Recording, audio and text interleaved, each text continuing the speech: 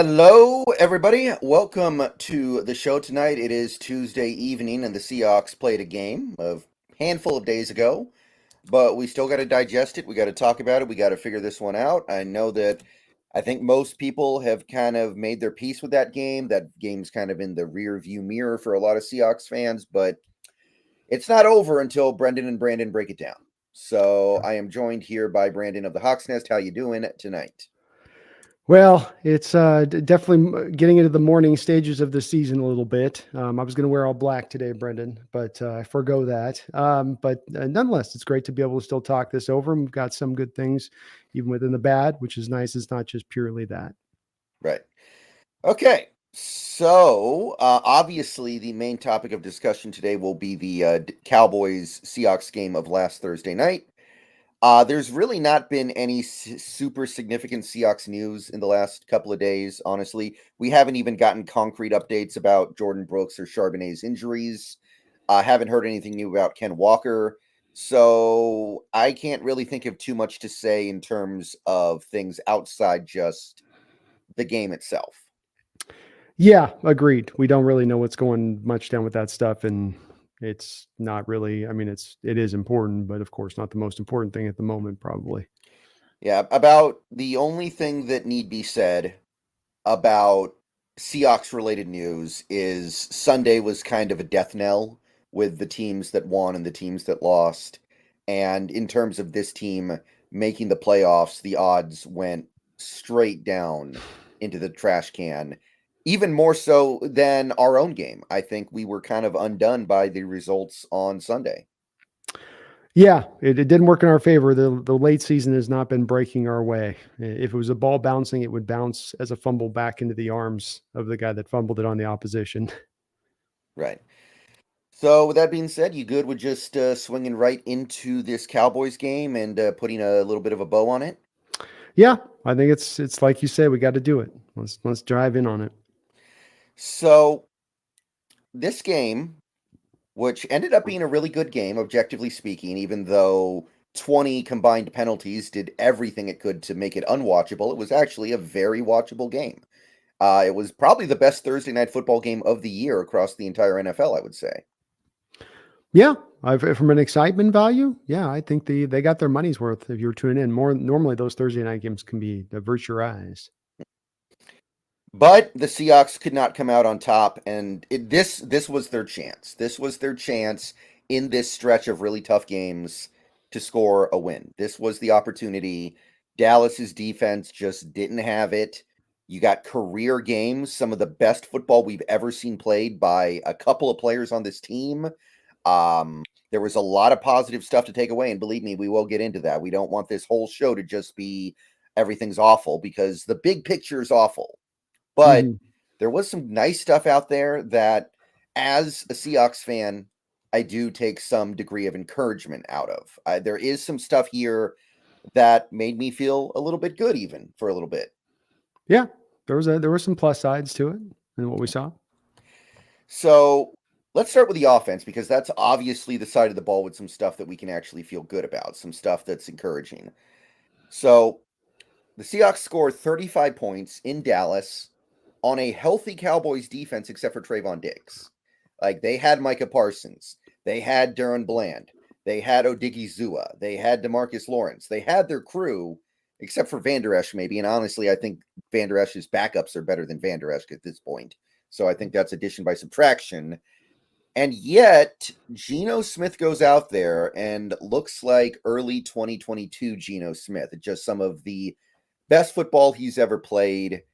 And obviously, coming out of that game, a big topic of conversation was surrounding Geno Smith. So, do you take anything away from that game, or do you just feel like it's just a random good game that he's going to have, and then he's going to go back to what he was against a team like the 49ers? Like, what are you taking away from that? No, I don't definitely find myself in the latter camp. I would drift more to the former, I would say. I think that when I look at this game, and I think the telecast did a fantastic job of showing the statistics, I think, into the third quarter of where Geno's pass protection had been at in the Cowboy game, how quick guys like Micah Parsons were creating their pressure off the snap. And it was showing you that what Geno was doing then was with really fast decision making because he had to. If he had held it for a fraction of a second longer, he'd be under duress and getting hit. He's played the majority of this season with somewhere between, I would say, the 28th and 31st best pass protection unit in the sport. And it doesn't matter whether it's Geno Smith, of any quarter, Patrick Mahomes, I would say it would get highly impacted in the same way if it was to this degree, having your pass pro just not hold up. And while there were some guys, like people will say, well, Lucas came back and it was better. Yes. But the overall stats were that I think they had it well over 54% of his dropbacks in Sunday night's game. He was under quick pressure. 54 and a half. Right. 54 and a half. And that's pressure under 2.5 seconds. So this isn't simply like it's Geno holding the pocket and just sitting there tapping the ball and patting it like a baby, trying to burp it. No, that's him having to hit the foot and then still going out there and being as productive as he was, making some really good throws and showing off, I think, really great decision-making aside from the Deron Bland play, which I'm just sitting there, Brendan, going, we talked about this. We talked about this on Thursday, Brendan. I thought we covered this.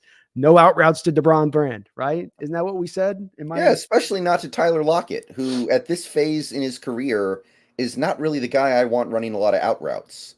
Yeah. I don't think he did a very good job on that route, but I think the problem goes above that to who is the play caller who's putting Lockett in that situation more than anything. Yeah, I would agree there. And that was the one thing. But aside from that, everything else was on money. Things drifted back at the end of the game. But again, I will always say on this stuff, if you're expecting a position for a guy to be perfect on a game, and that if he's not perfect, then he's the reason you lost, you're probably not looking on the right reasons for why you lost. And Geno, to me, played really well. And it'd be one thing if he was doing it sitting back there with 3.5 seconds of time in the pocket.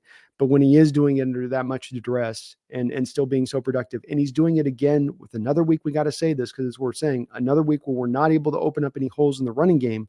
So again, you have the nasty combination of bad pass pro and no running game. And now it's on the quarterback to carry the day. So I think that's why I say I'm in the more former on this, and that we have to celebrate this kind of day. You can be anti-Geno and say, I still want to have him draft a quarterback. It's not me trying to overstate this this is how he is the answer. He is the promised one. I'm not trying to say that either. I'm just saying that from the standpoint of he's had a lot of these really good games where he's excelled despite what's happening around him. And that's a part that I think remains absent in a lot of people's, their determination of Geno and what he is and who he is. They never kind of factor that or take into account. In my history of dealing with them on my channel in the comment section, it just seems like that gets no regard, and it really should, because not every quarterback in this sport's having to deal with, maybe they're dealing with one of those things, maybe bad pass pro, but a good running game, or good running game, bad pass pro, but miserable pass pro and a running game that can't create any holes in it, as well as limited by its basic functionality. That's how you get there, I think.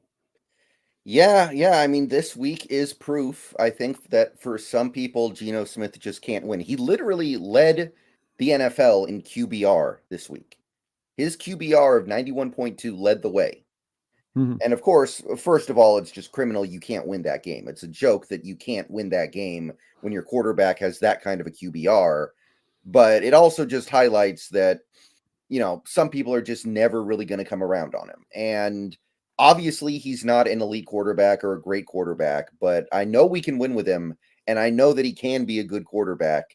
And you saw some of that on Thursday night. And as one of the Seahawks fans on YouTube that always stands by Geno, that has generally defended Geno over the last year plus, I look at that game and I go, this is why I'm totally fine with him being our starter next year. This is why I'm completely on board with that, if that's the direction we go. And I'm pretty confident that's going to be the direction we go, by the way. Yeah. And I think it's a fair place to go and direction to go. I think it doesn't preclude you from drafting somebody that you can have waiting in the wings. And that's where I've always said that no matter where you stand on Geno, we all can come to this well and drink from these waters, because we can find common ground here. But the front part of this still does remain true, even if there are people that are reticent to want to embrace this. And it is not just a thing to overstate. A guy doesn't have good pass protection for a long period of time. This is going back since about week 13 of last year onwards through this season, where that's consistently and remains so. We're not talking about one game here and one game there. I can pick one game here and one game there that you actually pass protected at least even like a league average level. It's to that kind of extreme of a degree. And it doesn't matter for those folks that are, clamoring for the rookie quarterback and all that. If they don't address this problem here, it doesn't matter what rookie quarterback you bring in here. It doesn't matter how high they are drafted. They're going to get broken. And if you think that that's just, an issue now of the moment that they've learned their ways, what was the big problem a lot of the pro Russell Wilson folks had with Wilson, especially at the end? A common ground argument that they absolutely had validity on. I still don't think there was other things that they were ignoring on Wilson there were things that were why we had to move forward and move on. But the thing that they always were right about, and they had a good point on, was that you had never built a really great pass protecting offensive line for Russell Wilson. You always went to the bottom low end barrel and expected to get by with it. And he would, be Magic Man or get crushed and be Magic Man.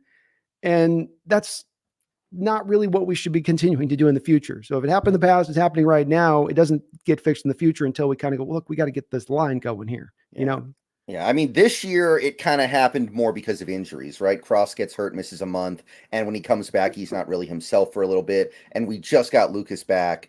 Like, things would be different if those guys were even moderately healthy this year, admittedly.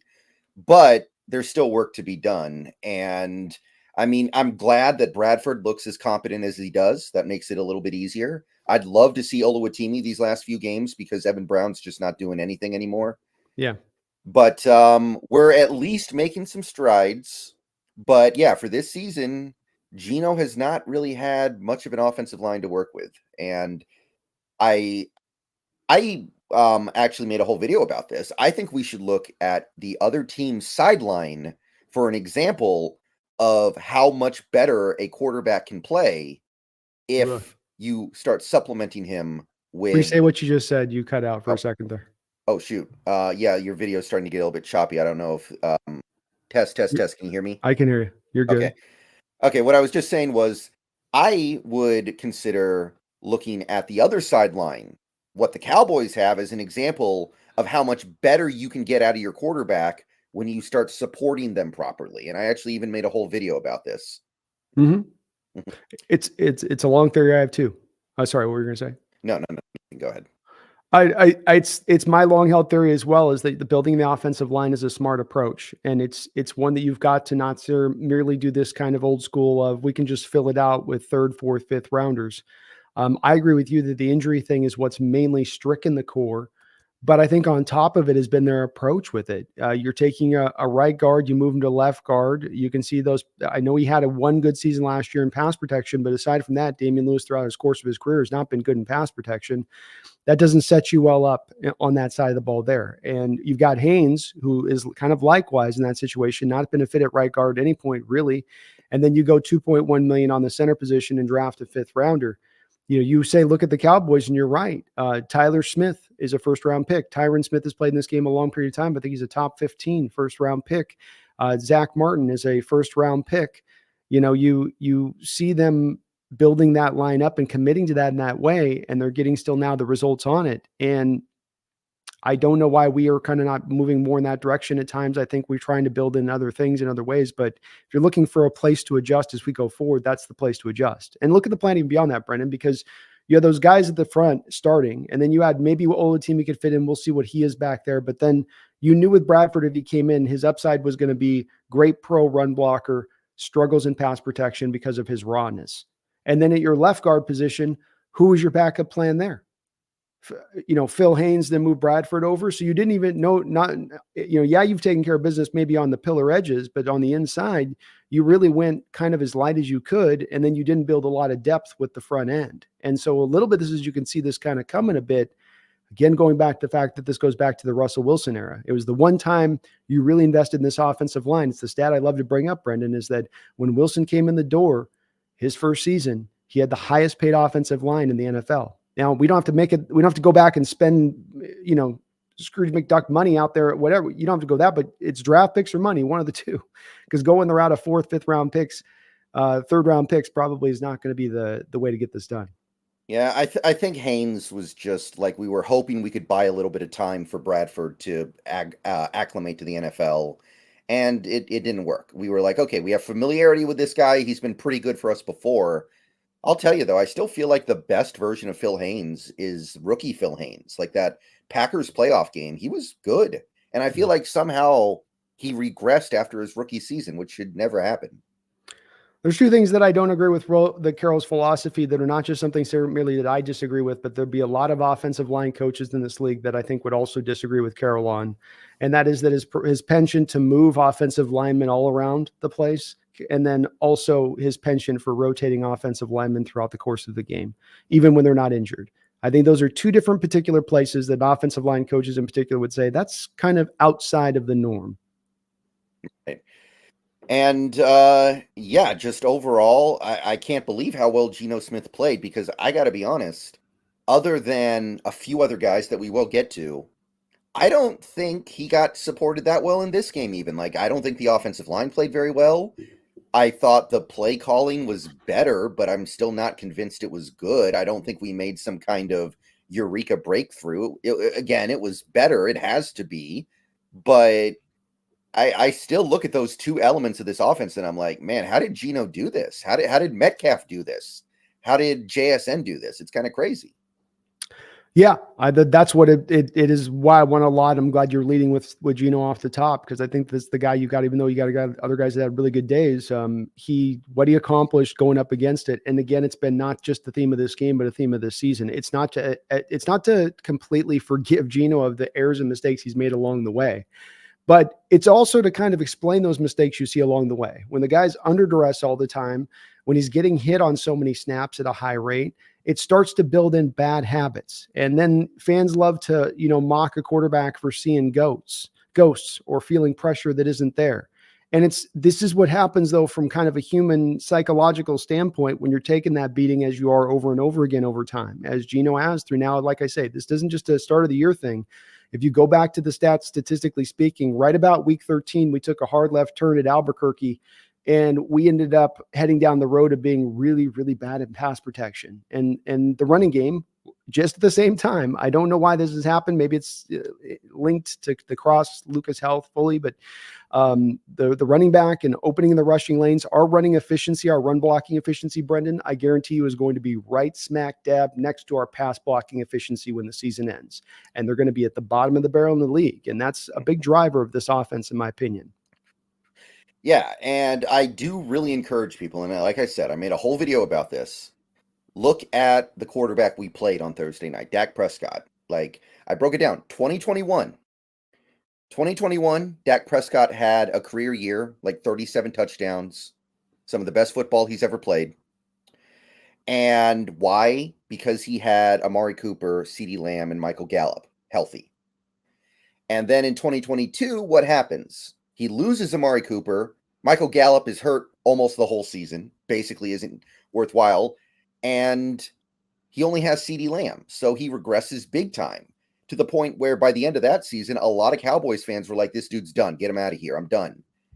So what does Dallas do this year? Do they get rid of Dak and get another quarterback? No. They go, we're going to bring in Brandon Cooks, and Michael Gallup's going to be back. So we're going to have our 3 elite receivers again. We're going to continue to work on this offensive line. We're going to keep Terrence Steele. Not that that's worked out so well, but they, already had a great offensive line in place. And most importantly, they dumped their offensive coordinator, let Mike McCarthy call plays, and Dak's having another career year. He might win MVP this year. Like, Geno's the same thing. Last year, career year. This year, his numbers are way down. His performance is way down. People are like, get rid of him. Get him out of here. We're done with him. Like, I think it's easier to just fix these things around him that are clearly not going well, because I don't think there's anything with Dak that is radically better than Geno. No, I don't think so either. And I think your point stands strong. I would lean into the playmakers / I would definitely lean into the offensive line. Is for me that chart graph with Dak Prescott, where you watch him come in the door. He's got Zach Frederick. He's got Martin in his prime. He's got Tyron Smith, right? And then he goes through that time period. And what happens is then Frederick retires. Martin starts to get beat up. Tyron Smith can't stay on the football field. Now we go a couple years further. Now you bring back in Tyler Smith. We look at him this year, and Tyron Smith's actually playing. Tyler Smith's at 22 years old, looks like a star. Zach Martin is still holding it down, and Biotish and Prince are functional for their positions. They at least have continuity going for them, which is a big part of offensive line success. Whether those guys are really, like you say, good or not, they're at least got that working for them. And that's, to me, as much of why you see then the Dak takeoff go off too, is that this offensive line, if you were to look at the performance of the offensive line for Dak Prescott in his time there, this is me hazarding a guess. Admittedly, I don't have the data in front of me, Brendan, but I bet if you took his rookie year, that'd be the high water mark, right? His pass protection, his run blocking probably all went a little bit down each year after that. I bet this year is right in line. If you took a graph, it would be right in alignment or very close to alignment what it was when his rookie year, collectively speaking. And that's why, like you said, I think the playmakers are a part of it too. You can't just rock out there with CeeDee Lamb and go make it work. But I think that's the part too, is that the line is playing at its best. And to me, again, I come back to like you do, the line is your driver. It shouldn't be the last thing you get to in the caboose of items you add to your team. It should be at the forefront of items you're trying to add to your team. Yeah, and remember, this is all post-injury Dak Prescott, which robbed him of a lot of his mobility. Like, he is more of a statue than he ever was before. So to me, Dak is a good but very limited quarterback right now, who is kind of at the mercy of what you put around him. And what they put around him is really good. They get good results. And I'm like, if they can do it with Dak, I think we can do it with Geno. I don't think that Dak is some A-plus elite tangibles, all the tools quarterback. I don't think he has some Andrew Luck type of toolbox to work with here. And Geno's just Geno. No, I think they both actually have a lot in common. Agreed. Yeah, I think that way more in common than they do that have this dissimilar, to your point. And I think it's a very key point here because, Brendan, these are the things we got to be concentrating on as we're looking forward on this rebuild and where it turns towards next. And the quarterback you're looking for and how much of the onus is on this thing that some fans have where you've got to get the star guy. Is it getting the star guy or is it getting the right supporting cast? And I come back to, like I often do, maybe to a fault, and saying what brought you success before in the franchise history. Lean into that direction of things if you can, as much as you can. And as I said, with Russell walking in the door, you'd built up an offensive line that was at least above average across the board, had that continuity in place, and allowed him to then be out there and be able to not be under just continuous duress, certainly not 54% duress, as we've seen often with Geno throughout this year. Right. And that's the story of Geno's game, I think, pretty much. I know it sucks he wasn't able to take it home in the fourth quarter. I know it's too bad he wasn't able to end that game on his terms. But I'll tell you, if he did, I think our defense would have just given it right back. I have a little bit of a feeling that they weren't stopping anything in any circumstance. Yeah, it's very true. It's very true. We'll get to those guys. We will get to those guys, believe me. Yeah, Lord have mercy. So the other superstar of the week is DK Metcalf. DK Metcalf, one of the best games of his career. Right off the bat, boom, he's gone 73-yard touchdown pass, ball thrown over the middle. Let's remember that for later in the show. He brings in a couple of other touchdowns around the goal line, which, I mean, scoring in the red zone has been a problem for this team. So DK was able to really help out in that area. We were very good in the red zone in this game. It was kind of everything that you could want from DK Metcalf in a game, pretty much. Yeah, it showed you what happens when you can, seek to target a guy and feature a guy in an offense where it doesn't have to always look so hard and how you're getting him looks. And certainly DK gets a lot of double teams, which makes it hard for a quarterback. And I'm not advocating for Geno to be throwing into any double teams or any QB for the Hawks to do so. But when he has those opportunities in one-on-ones and when you got an opportunity to kind of trust into that speed and lean into it, you do so. And Geno threw a great ball there on the post route to your point on that first ball. I mean, he puts a laser beam on it, and it's hard when you're putting the velocity to get the accuracy at the same point. It's much easier when you can kind of layer a ball in to kind of pinpoint it in there. And he's got to put that on a spot.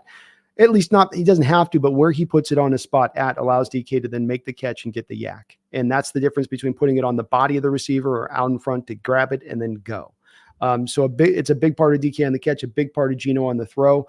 The slant route down at the goal line, I don't know why when we don't get down to the 4 or 5 yard line, we don't see more of that more often. Mm-hmm. I mean, maybe they feel like they're going to get the linebacker easing to DK post snap with the corner trailing, and that leads them to believe that you're just throwing in the teeth of it. But it seems like anytime they want to go to it, Brendan, the slant to DK over there it appears to be kind of open whenever they want on that play, because corners know that the fade could be coming, so they have to kind of stay on their back foot for the fade route, and then you just come underneath with a slant, and the leverage sort of naturally sets it up for you to get the win there.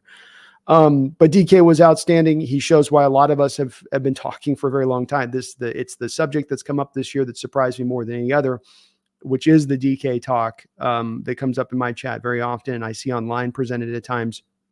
Sometimes because people are tired of DK, sometimes because people look at him as that functional asset that you can offset to get a lot back for, and that you can then save the money on the cap from if you were to move. But I've long said I think he is not part of the problem. He's part of the solution. And he certainly, I think, showed that to you on this Cowboys game this last Thursday night. Yeah, I kind of feel like some Seahawks fans are just like agents of chaos. They want everything to burn because they don't like where things are going with this team right now. So they're just like, burn it all. And there's some stuff that needs to get burned. Don't get me wrong. There's some stuff that I would like to move on from, but there's got to be a few babies in this bathwater here. Yes. Yeah, that's a good reference. So they're checking them babies out like they're going through the nursery, just like there's a fire in the building. Yeah, I get where the energy is coming from, Brendan. You know, the frustration in the Hawk fandom is as deep as I've seen in many, many, many years.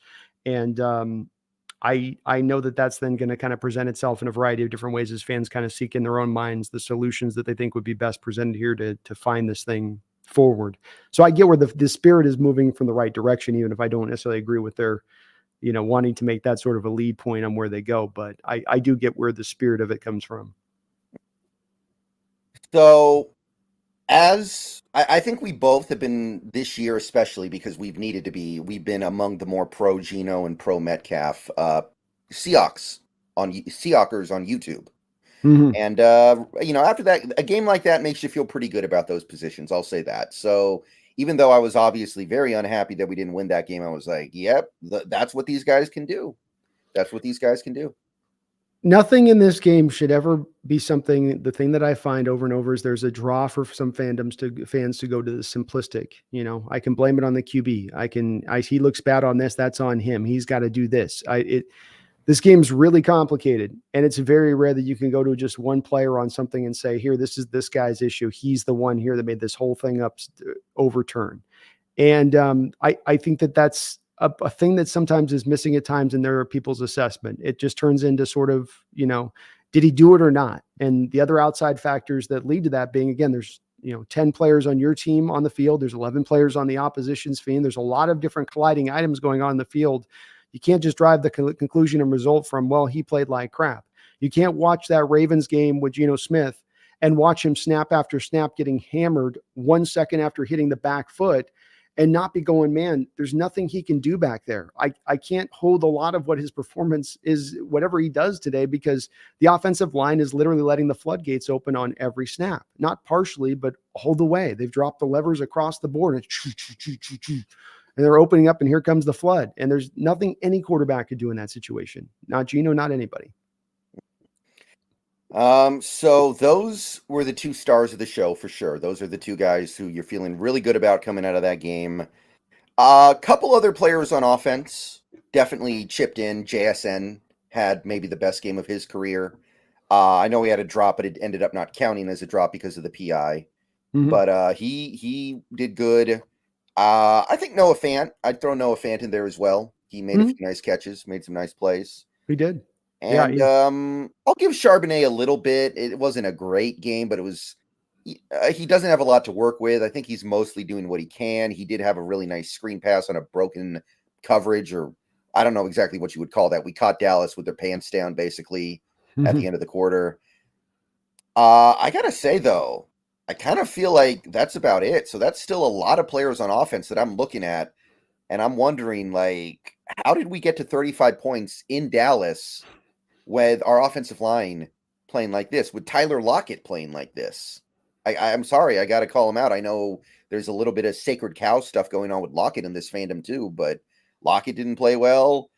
We didn't use our tight ends that much overall in this game. Like, it was a very weird thing where I still came away from this game feeling like only 5 or 6 players on this whole team really played well.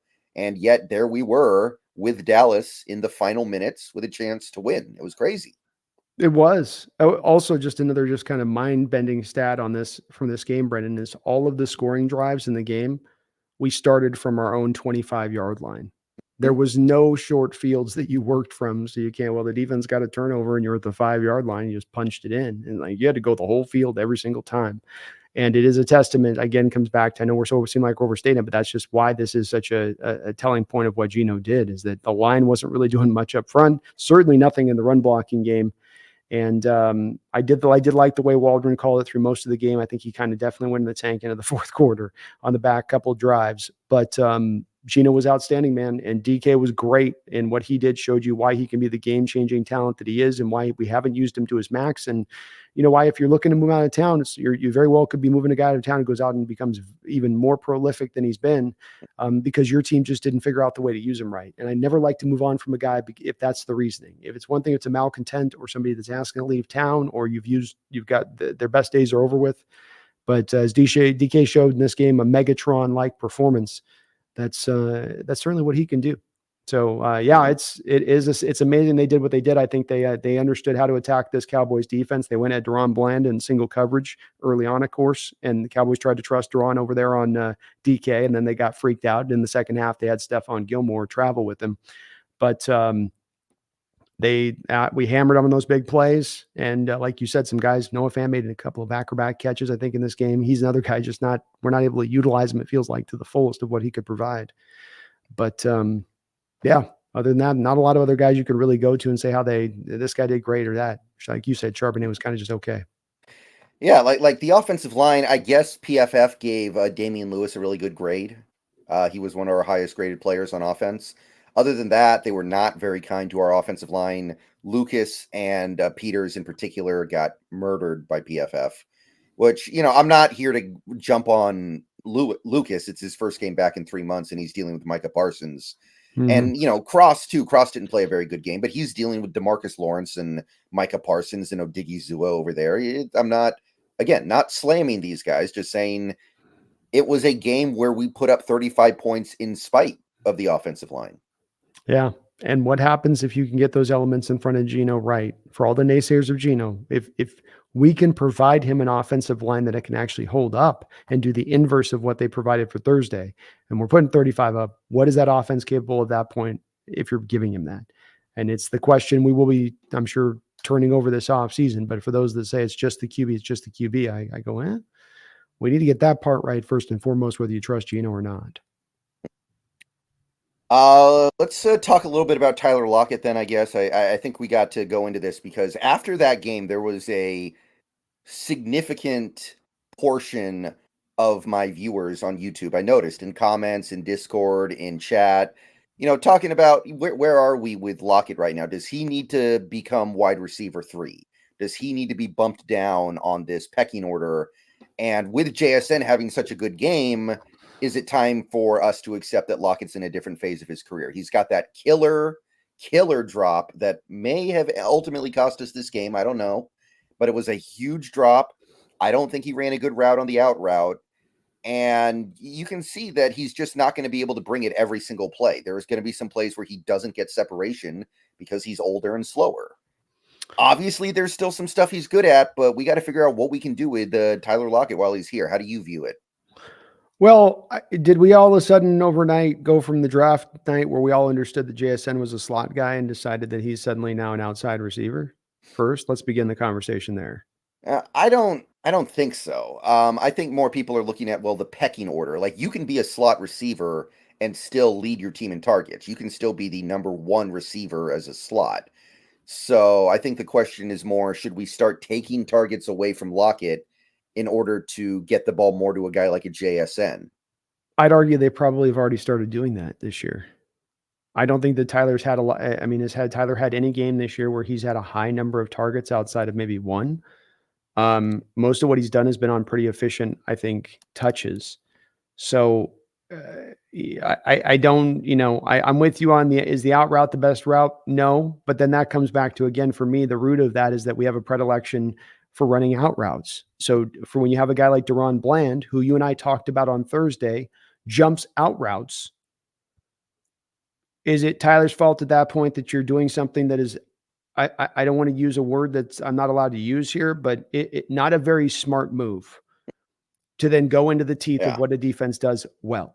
And that's not on because here what's my counter on this, Brendan, is that when Tyler's asked to run inside routes to the hashes, stop routes inside, in cutting routes, he'll get open because the guys are sitting on the outside out routes.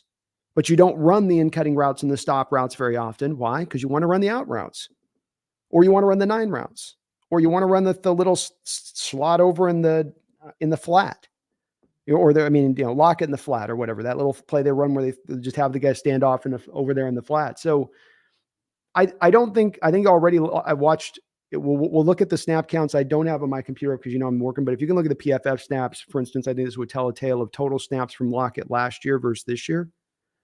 Do you have that in front of you?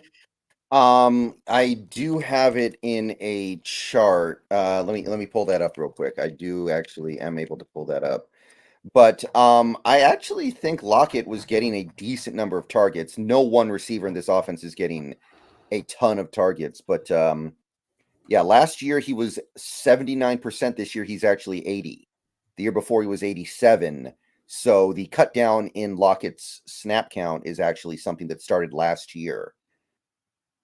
Yeah. So they're starting, and then that would have been right there because then there's a big difference the year before that, right? To your point, the year on that. before was 87, 89, 90. So when basically 2022 was the year he started to become a little bit more of a part-time player. Yeah. I mean, and if you look at it too from a target angle, you got 2020s at 132 targets, 21, 107, 22, 117. Right now he's at 87. So probably on pace for right around a little over 100. And so there'll be a little bit of even a dip from last year. So is there signs of regression in Tyler? Sure. Are we able to get out from under his contract this offseason? No. So is it really worth talking about what we need to do off of it? Here's nothing. Is JSN an outside receiver? No. So does it become take Tyler off the field for Jake Bobo at this point?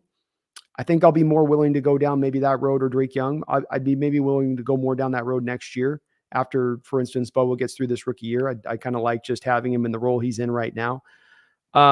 Especially because Gino and Tyler do have a good amount of chemistry. And it seems like of all him and DK not always on the same page, him and Fant, some of the other guys not, it seems like for the most part, him and Tyler tend to be on the same page in the route adjustments and stuff that they're doing on the fly. So I don't think this is the point where you do that. And I think Tyler still, unless he retires, and if he retires, is really not good for us anyway, Brendan, because then that bonus money accelerates. And then we're paying a player retired who's eating a pretty healthy chunk of the cap up at that point. So it's really all in our best interest for him to just keep going along and at least being reasonably productive. Find the JSN targets where he can with there. Find the moments you get Jake Bobo out there, for instance, in the one wide receiver sets. I love the Jake Bobo there when he's in those kind of points. And we're continue to reduce down the snaps, But Tyler's here for at least the next year. Yeah, I agree with everything you just said. I am not quite so aggressive with the narrative of Lockett is starting to get to a point where he's washed up. Obviously, he's starting to lose some of the things that he used to be able to do, but you need to find a way to use him while he's here, and the way to use him is not running out routes against Darren Bland on 3rd and 7, where I think he's the primary target on that play. I think Gino just sees it and goes with it because that's what the play's designed to do. And he's been instructed to do. And I think if we can say that DK Metcalf's been impacted in getting him quality targets at times because of the poor pass pro, I think that we can also say that that's probably impacted Tyler too as well. And it hurts Gino, it hurts the offense, and it hurts the receivers because the receivers at times will be getting open. Maybe they're ready there on the route, and instead the quarterback's got somebody right there in his face. He's got to move off the spot. He can't throw it on time like was kind of predetermined he was supposed to do. Now, the drop is obviously not okay, and that's a huge play in this game. But at the same time, this is the same stuff we do with DK sometimes. Like, receivers are going to drop the ball sometimes. It's just part of doing business. Larry Fitzgerald dropped a couple passes every year. Like, some people seem to believe that there are receivers out there who just never drop the ball, and that doesn't happen. And I think Tyler's had probably the worst season for drops he's had maybe in his career. And he's been so sure-handed where he's had whole seasons, I think, where maybe he's had one drop the whole year. It's probably set a standard to Tyler being, expecting that to be the thing what they see. And there's a couple moments that stand out that you can go, man, Tyler usually has that ball. But I don't think that he's dropped off a cliff or that it's some huge sway. It's probably just a matter of he is getting a little older, not quite as productive. And like Larry went into his elder part of his career and still found productivity even when he was not at his pure prime self anymore. You can do likewise similar here with Tyler. Last thing I want to talk about with the offense would be the general overall process, the scheme, the play calling, because obviously it was better. There was some stuff I liked, but I still feel like we got a ways to go because to my recollection, Geno Smith threw the ball 41 times in this game, and I can only remember him throwing it over the middle 4 times. The touchdown to Metcalf, I consider that to be a throw over the middle, even though it's, not directly over the middle of the field. Mhm. A JSN had a catch over the middle, the Lockett drop, and then the Disley play in the red zone where Geno overthrows him. Mhm. So you are still running a massive percentage of your offense outside the numbers. And at the end of the game, when you need to make some plays, you need to get some quick yards, you need to convert this 3rd down, this 4th down, et cetera, nothing over the middle, really. Everything was like to the boundaries, to the sideline. Like I don't know. I still wasn't that thrilled with the way this offense was put together. No, I had problems with it as the game went along, especially. I did like a little more of the mix. It felt like through the early part of the game. Some of it was on the big plays that you were getting, but you were also leaning into things that I wanted to see them lean into this offense and some of the throws and what they were doing. But the bigger problems do remain. You don't have an identity still yet offensively. You scored 35 points. What was your identity out of that game? I mean, yeah, the identity is, yeah, I got nothing. yeah, you scored 35 points. You can't really go, well, we did, and I don't really got much. So, you still don't have that identity. You still have places and things you don't utilize. We didn't run one fly sweep in this game, Brendan. I know you don't have Eskridge because I'm sure he's been broken again because he played 5 minutes. So that's standard. That's going to happen. But you didn't go back and run to it at all, really. You didn't do a lot of, I would have probably run a lot more of it considering how wild and free the Cowboys were trying to get up the field on their pass rush. I mean, they weren't worried about the run game in the least from a very early portion of this game. So again, you're not seeing kind of the adjustments to what you're feeling from the defense. Sometimes you can feel the pass rush coming under control, almost a mush rush like kind of slow moving into it where they're really keeping the pocket controlled as they're closing it around the quarterback. But, like you get with the Niners or you got this past week, they're shot out of a cannon. All those guys are trying to get up the field and they're trying to attack. And so you would oftentimes, try to get that with a screen game. But I think that part of the reasons the Cowboys go to the field like that is they go, we're not scared of the run game. We know the Hawks aren't going to call the screen game enough consistently to be worried about it. You mentioned the one play they had success with it, but didn't go back to it aside from kind of the last play, whatever the hell that was. Yeah, the last play obviously has been talked about a lot by Seahawks fans over the last 5 days. Because it's a very interesting thing to leave the best defensive player in the league unblocked. But I do see things like that across the NFL. Like I watched some of the Broncos-Texans game, and there were several plays where the Broncos would leave Will Anderson unblocked. Because sometimes that's how you deal with people like elite pass rushers. You scheme them so you don't have to worry about blocking them, which is really hard to do. And you resolve, okay, we're not going to block him, and we're going to make the play anyway. Now, I personally don't like what we did, but I'm not going to act like it's some ridiculously sacrilegious thing to come up with a play where you're trying to use his aggressiveness against him. I don't hate it. I just didn't think it was the right time for that. Not with DJ Dallas out there, who is your 3rd string running back. Like I didn't like it. Agreed. I mean, if you're talking about that being a play you call in the 3rd quarter, even to DJ Dallas, I'd sign off on it. You talk about that being our last attempt to try to make something happen. Go to your playmakers. Mm-hmm. You're spending $7 million for a tight end. Attack him with the backup linebacker for the Cowboys, whoever's filling in for Van Der Esch. You don't like that? Go to the DK matchup on Stephon Gilmore. I know Gilmore's good, but DK sunned him up a couple of years ago with New England. Try that. You don't like that? Hit JSN out of the slot. I don't know how you go through it. You go, no, DJ Dallas. How you arrive there on a play sheet as you're going through that as a play caller in the moment like that. I don't, but again, I don't very understand very much of our offensive process. So again, you're right about the leaving the free rusher stuff is something that teams do. I will say this, Brendan, when teams usually do it, you can see the reasoning behind when they do it. And let me give you an example of this. Did you watch the 49er and Eagle game? Most of it. Do you remember how they were talking about Hassan Riddick and the Niners being aware of him crashing down on the run play and understanding that he's going to bite into the run fake if you leave him unblocked as a defender? You can count on that. And so what they did is they faked an inside run and came back out with Deebo Samuel. And sure enough, they did even a slow motion, kind of almost all 22 shot on the telecast, showing on the play action by Purdy, drawing Hassan in unblocked, and then going to Deebo Samuel on the fly sweep. But that's where you see the 2 points working in conjunction of either. We just left him coming unblocked to the play side right at Geno. There is no misdirection on the play. There is no like, well, are they going to maybe run it? Is it a play action? It's just a drop back pass. In fact, it looks like a screenplay to me, which if it's a screenplay and you're letting the pass rusher just upfield, that's great. But the point of that is that the guys are supposed to get at least like an arm on the guy to like kind of give him a little bit of slowdown. So it's not just a free run at the quarterback post snap. You don't block them, but you give them a little bit of a like, here you go, Mary, here you go. But it was a broken play. But the whole sequence was really beyond just the one play. It was the whole sequence of plays and a couple of drives at the end there where Waldron just kind of went gonzo mode a little bit. And the last thing I want to say about the offense, and I noticed this especially near the end of the game, it seems like every single snap we get the play clock down to like 0.001 seconds. And that was a thing that drove us crazy a few years ago. We were hoping that it would be over with, Russ not being here anymore and Geno being here now.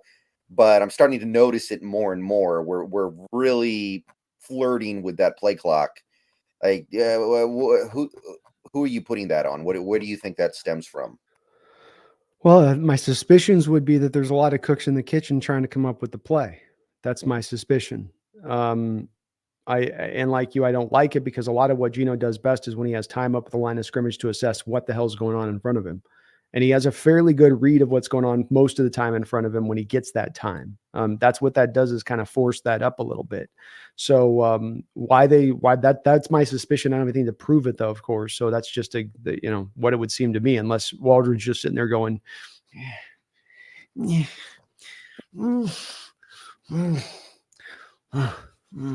It's like it's got to be one of the two, and I think it's probably like I'm going to call an 8B65. And again, going back to remember that story of, I hate drumming this back up because I've spoken about it a lot, but it's it's the fourth down and one play against the Rams in the playoffs a couple of years ago, right? Where Schottenheimer wants to call this, Coach Carroll wants that, and we end up with a delay a game penalty. Oh yeah, I think I remember that. I mean, I as an investigatory journalist, all I can do is take me where the event, where the trail leads, and the trail would lead me in that direction on that.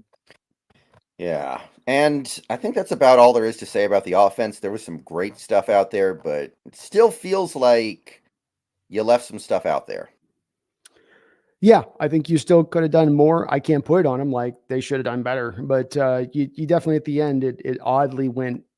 It sort of just went like, I don't know, we overthought ourselves or stopped just kind of keeping it in that lane where it was in the first half a bit. And again, I don't mean they just didn't want to attack Gilmore, and that's why why'd you swing away from DK? He's having a career day at half, and you just kind of steer away then at that point. I know that they then moved Gilmore on to follow him, but then that should have been even all the more presumption to attack him, because how come you were able to deal with him in New England like that with Gilmore's? Because that's what New England would do with Gilmore too, is they'd follow him. And what that does, one of the reasons I don't like cornerbacks following receivers when you've got an elite one, is that then what it does is you can't really dictate the rest of your defense through. So if you have a double team and the guy's moving here and there and this guy's covering there, it's harder to then have the safety always looking to arch to this side. You basically just end up trusting him in one-on-one to hold up.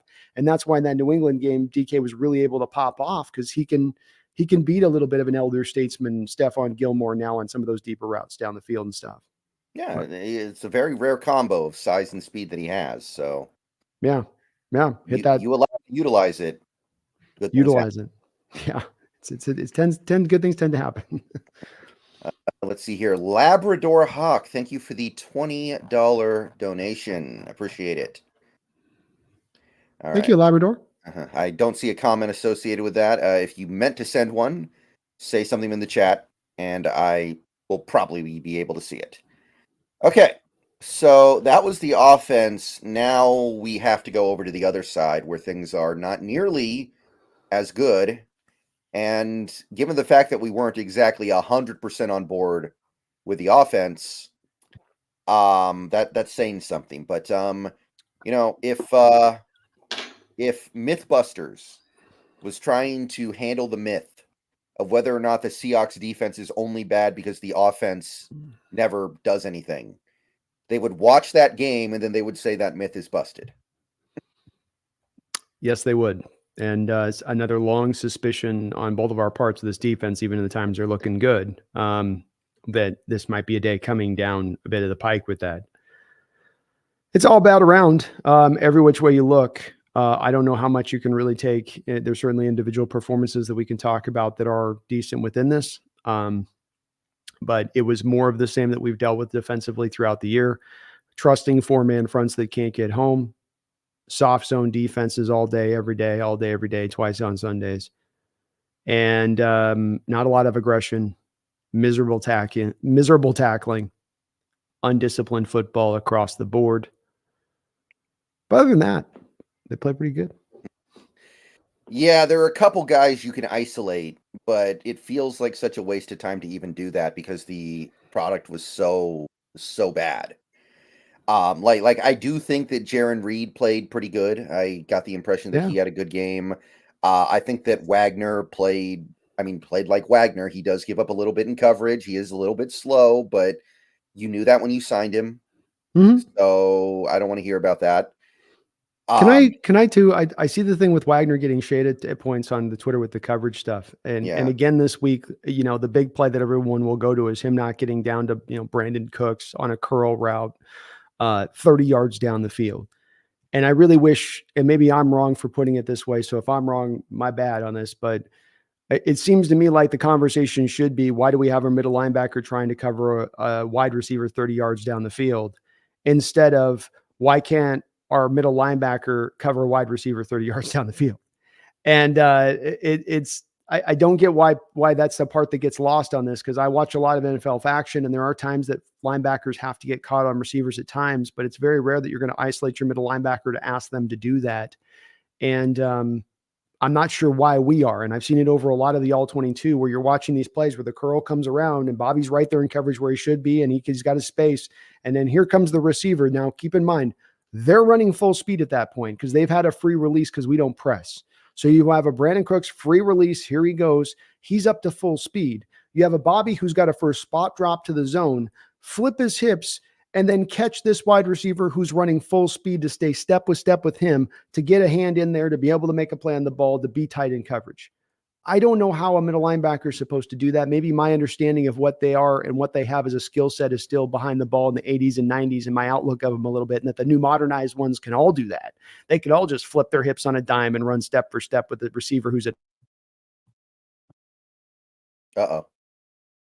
Sorry, my internet's a little bit out tonight. It comes back and forth, folks. It's mine where I'm working on and off on a secondary setup here. Yeah. There we go. But that's my big main issue here, Brendan, is just that this is not what you should be asking Bobby to do. You're not putting him in the right circumstances to succeed. Again, a lack of blitzing. Last year the Rams had him up around 10%. You would have thought that they really would have taken that as the model to work off of. Instead, he's around 7%, which is not a big drop, but it's enough of a drop. Why aren't you leaning towards the 10? Why are we down at the 7% range? And another big problem with me coming out of this game is you trust in that front four and you continue to do that. They don't bear out the results, Brendan. They continually give up chunk plays, which is what supposedly the defense is supposed to be stopping in its whole foundational spot. And meanwhile, you've got some guys that can really rush the passer when you send them on the blitz. Devin Witherspoon making plays as a blitzer. Jamal Adams making plays as a blitzer. Jordan Brooks getting a sack in this game as a blitzer. You're the best stuff that you do as a team. I did a show on this yesterday, Brendan, and doing the research on it. Just when I really thought about all the games we played this year and when you've used the blitz, it's been the best stuff you've done on defense by a mile. Yeah. And yet you lean away from it. You do not lean into it. And it boggles my mind a little bit, especially this game where you keep trusting that front four. Frank Clark, Darrell Taylor off the edge. You go get him, boys. And they give you nothing out there. Darrell Taylor's one sack came because of Witherspoon. He didn't get the sack because he beat his man. He got beat.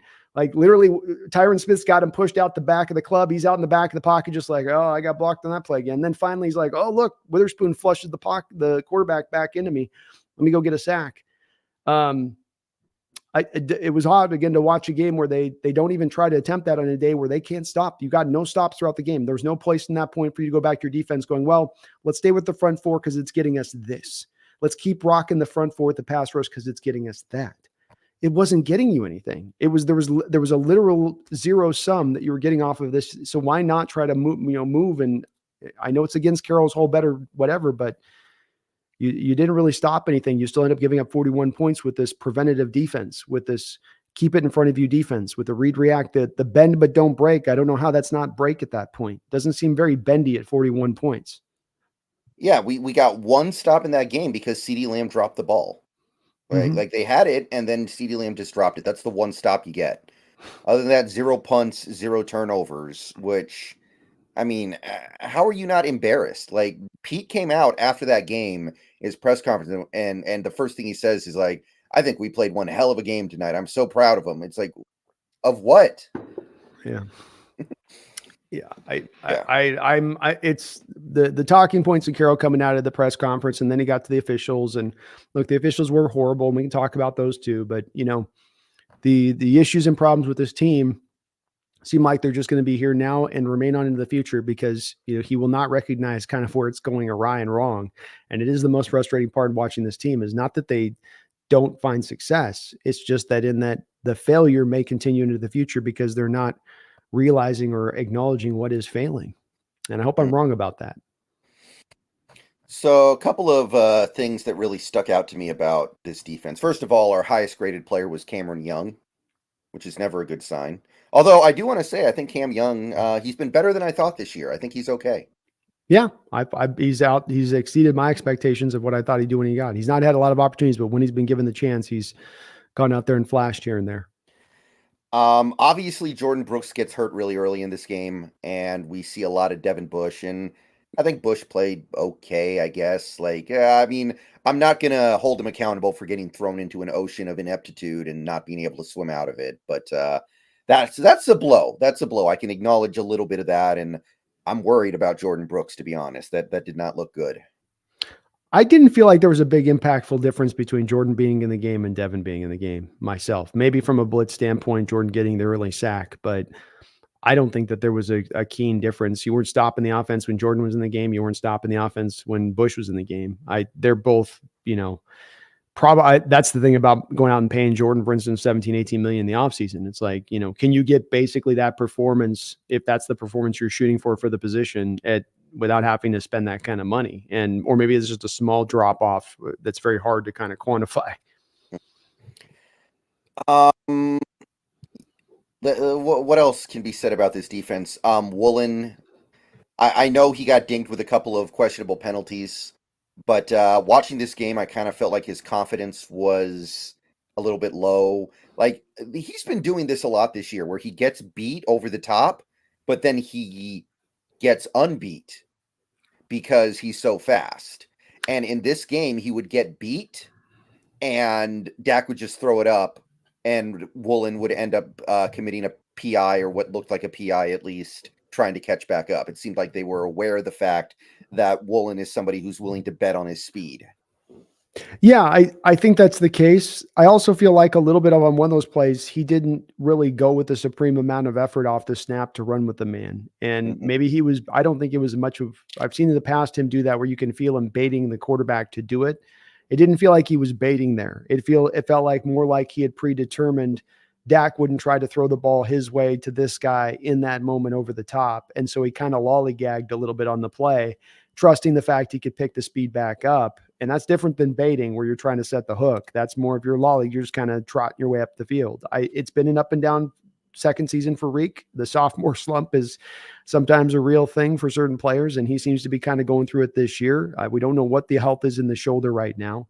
I think he's wearing the brace, and it's certainly not at 100%. Probably going to require surgery in the offseason. He's had moments he's looked good too, though. And I think that long-term he'll be fine. This wasn't maybe his best, best of games. He made a couple of plays as well on the ball at times. So it wasn't all completely bad for him, but certainly it's been a bit of a struggle, him refinding that same footing he had last year. Yeah. Witherspoon, I think, played okay. It might have been his worst game of the year, which is more an indictment of how good he's been than anything else. Like, if that's your worst game as a rookie, then you're pretty awesome. Yeah, he especially got picked on early on in this game. I think he had 4 or 5 catches in the first half alone. You could attribute it to him. And he definitely, struggled to hold up against CD Lamb at times. So like you said, I think it's probably one of his rougher games of the year that he's had. And he still came back, I thought, in the second half and played really good, though. So he did come back in that second half and made some flash moments and kind of made a little bit up for it. I will say, like you say, with Jarran Reed, Bobby Wagner, and Witherspoon, to me, maybe even Trey Brown to a degree, are guys that, I feel like are giving it all this season when I watch these games. I don't know if I can say that where I feel like everybody's giving that max supreme all-out effort. I think those guys are. I think they're laying it on the line. And Reed, you see him, I think, doing that every week. But I don't know if that same kind of intensity is coming across the board necessarily. Yeah. I think Leonard's been really good since he got here, too. It seems like he shows up positively in every game. Yeah, agreed. One thing that really stood out to me in this game, Frank Clark played 29 snaps on defense. Mm-hmm. Derek Hall played 4. 4 in a game where we had 89 snaps total on defense. So there was plenty of opportunity to play everybody a lot. And you decided you'd rather play Draymond Jones 60 plus snaps all over the place and just exhaust him than give Derek Hall any kind of burn at all. Like, what's going on here? This was almost a first round pick. Another guy where there's either one of two things. He is supremely far behind in his development process, or he is dealing with that shoulder injury. I know it's another shoulder thing, but it's a shoulder thing he's been dealing with throughout the season, according to Carroll. So I don't know if that's why they're trying to protect him from it, going, look, he can play if he needs to get out there, but he can't play. He's nowhere near 100% if we got to put him out there. And that's the only reason I can go to that they're doing it, because Brendan Taylor and Clark, both of them, say nothing for Draymond Jones, are not like doing anything that's really highly productive off of that edge. You're not really stopping altogether to run that well. You're not creating any pressure. So it does come down to a point of like, even if he was bad at this point, but you're hoping he can grow, you just get him some snaps in there versus, he'll give you a flash or two here. And that doesn't seem to be their confidence in him. So I don't think it's merely that he's bad. I know I'm guessing with Reek and him and a little bit the same thing here. I do think the shoulder's holding up a bit of his ability to go full bore. Yeah, my thing is, if you're only comfortable playing him 4 snaps a game in a game where you have 89 snaps because he's injured, just deactivate him. Like, what's the difference between playing 4 snaps and 0 snaps? Nothing. Like, he's not getting anything out of that. You're not getting anything out of that. You would literally get more if you activate Tyreek Smith off the practice squad and had him play 15 snaps. There's no way you wouldn't get more bang for your buck, because it's not like Derek Hall is even good on those 4 snaps. It's not like he has to save up his energy for a whole quarter, but then he gives you some incredible sack. No, he usually just gives up some big play in the run right now. I think everything you say is right on point with it. Brendan, can I add on top of it one other thing? Is that this team decided at the trade deadline that it wanted to go for it. And it wanted to make a really aggressive move in Leonard Williams with a 2nd-round pick, and that they determined that they were a contending team at that time. Either way this goes with Derek Hall, they understood the reality of what this was with Derek Hall around the trade deadline, being either A, the guy had nothing to give them this year as far as pass rush goes, or B, he's dealing with a shoulder that highly reduces his capability. And if that's the case, and you're down Uchenna and you're down basically Derek Hall and what he can provide to the edge, that makes us have to relook at the edge. And that means it's going to take way more than going and picking Frank Clark off the Broncos for as a spare part kind of addition. than what they did if they wanted to see themselves as a contender. If you just want to get through the season at the position and just sort of muddle your way through, so be it. But we knew Frank Clark wasn't going to provide a whole hell of a lot. We knew coming into this year, Darrell Taylor's limitations in the run game if you put him out there in run defense. And once again, in this game, we saw him being put out there way too many times in run downs and downs where they're likely to try to run the ball, and they would attack right at him and they would find some nice big fat holes. These were things you could have known at the trade deadline if you were going to be in that contender mode, and yet you didn't do anything in addition to it. And that's where it's got to come down to where you decide to go for it or you don't. And now we didn't know that. We didn't know that Derek Hall was in a place where he couldn't even be played but 3 or 4 snaps a game, and not pushing more for an edge to be going and grab, because you could have gotten a functional edge in a trade if you wanted to and given up a 5th round pick. It didn't have to be Chase Young. You could have just gotten something out there. But odd that they've gone down this going, oh no, Taylor and Frank Clark will be able to get us through, along with Draymond Jones being kicked outside. Yeah. I think that was the plan. Get Leonard Williams, which allows Draymond to kick outside, which, I mean, Leonard Williams has been great here. Individually, I think he's doing what he can. And I think Draymond has been pretty good on the edge. I think that's actually kind of unlocked some parts of him, but it's not nearly enough to overcome the fact that you lost to Nwosu and you're not getting anything out of Hall, and Taylor is still Taylor. I think it's a really bad move to do it that way. And my reasoning, because part of what the problem was and why you got Leonard Williams was to massage the snap counts and the stamina levels on your defensive linemen through the early part of the year where they were assuming too many snaps. You bring in Draymond and he goes to the edge and Leonard comes in. There's no net benefit then to reducing that snap count with Leonard Williams' presence at that point. Oh yeah, it's been worse than ever. Right. So you didn't deal with the one problem at hand, and you've not really improved another thing that's been a faltering option throughout the year by moving Draymond out there. Therefore, the better path and approach should have been to keep Draymond inside and go make another edge move. Keep your interior fresh. Keep it dynamic. Go have Draymond do the thing you paid. You didn't pay Draymond to play edge. I'm glad that he can do that stuff, but that's not why you made him the biggest free agent signing in Seahawks history. You did that because of what he does from the inside.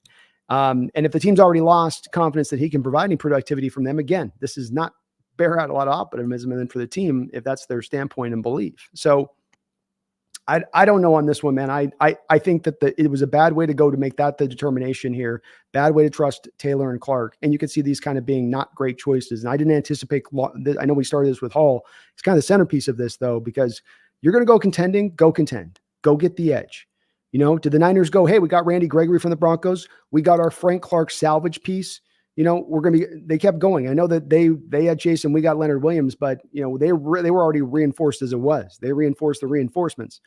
And, instead of with us, we're trying to just get by always with just barely enough at each position. And this is why one of the reasons why it has some struggles week in and week out. Yeah, I agree. But I want to also approach this from a slightly different angle. And I want to ask you, I mean, in the modern day, I think fans, because of the internet and because of all the access we have now, we don't have any patience with these players. And that's definitely a bad thing. But I want to ask, are you worried about Derek Hall long-term yet? Are you worried that, this guy just might not be any good? He's a bust. I mean, in the old days, in the mid-00s, the rule was with me and all my football-watching friends, you got to give a draft pick 3 years. You got to get to 3 years or else you're judging too quickly. And I know we're not anywhere near year 3 yet, but this is so bad.